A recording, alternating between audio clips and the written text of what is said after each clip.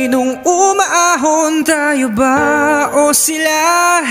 Mga ngiti nila habang nakalubog ka pa. Saan napuntang bulsa?